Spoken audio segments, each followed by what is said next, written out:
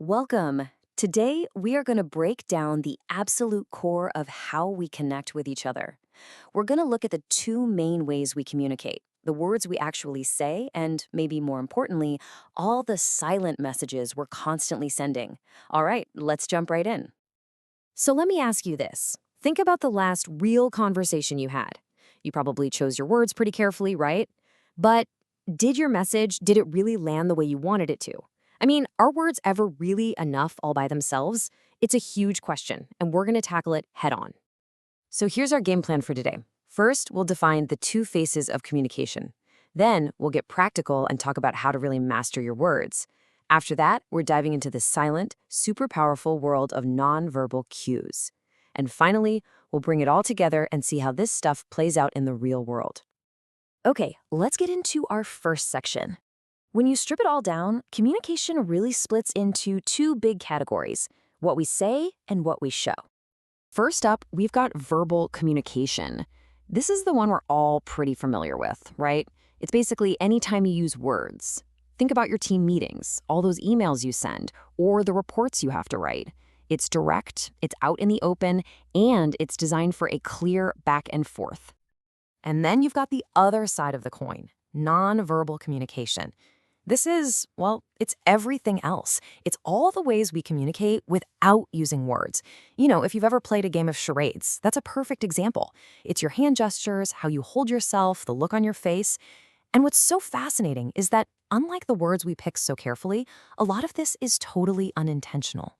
So let's just put them right next to each other to see the difference. On one side, verbal communication is deliberate. It uses the clear structure of words. But on the other side, nonverbal is often subconscious. It's totally wordless, and it sends its messages silently. You could say one is what you mean to say, and the other is what your body says anyway. Now check this out. This study of small businesses is really eye-opening because it shows where the real communication is happening. Yeah, we've got formal channels like email, but just look at these numbers for the informal stuff. 80% of internal communication, it's happening in casual meetings. And a massive 80% of external networking is done face-to-face. You know what that tells us? It tells us that despite all our fancy technology, business still runs on trust and personal connection. And you just can't build that without all those subtle verbal and nonverbal cues you only get in a shared space. So, we know the two types. But how do we actually get better at them? Let's start with the words we choose and really figure out how to make sure our verbal messages don't get lost in translation.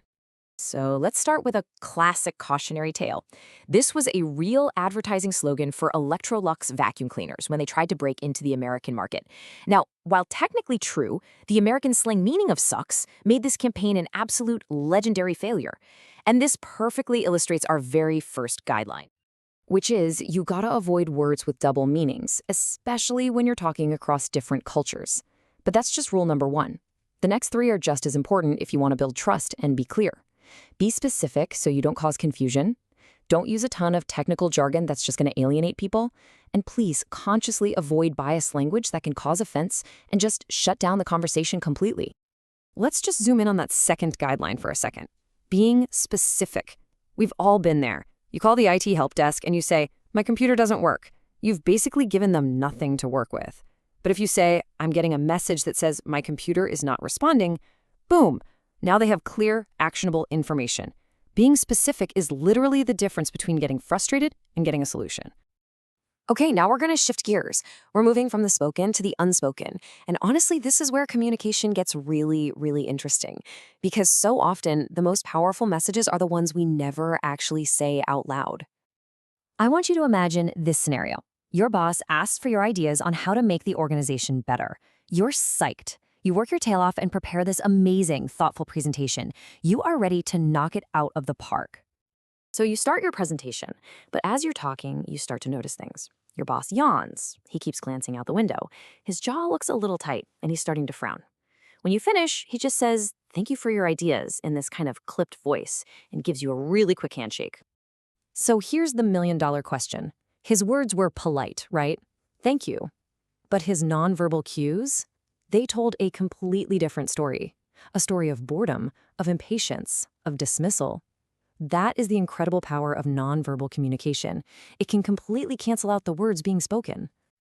And that whole story perfectly highlights the main characteristics of nonverbal communication. First, you just can't avoid it. Even being silent sends a message. It's incredibly powerful, and it often shapes someone's first impression before you've said a single word. But it's also ambiguous. I mean, a frown could mean I disagree, or it could mean I'm thinking really hard. And maybe most importantly, its meaning can change dramatically depending on the culture. And that last point, the culture thing, is so critical that it deserves its own section. In the world we live in today, understanding these differences isn't just a nice to have skill. It is absolutely essential if you want to communicate effectively. Let's just run through a few common tripwires. You offer a firm handshake, right? That's a sign of confidence in the West. But in parts of Asia, it could come off as aggressive. Or you hold eye contact to show you're paying attention. But in another culture, you might have just issued a challenge. Even something as simple as nodding your head for yes can mean no somewhere else. And look, these aren't just fun facts. Getting these cues wrong can completely derail a business deal or damage a relationship. So as you go about the rest of your day, start paying attention, not just to the words you use, but to that constant river of silent signals you're sending out and taking in. Because in this complex dance of communication, what you don't say often speaks the loudest. So, what unspoken message are you going to send today?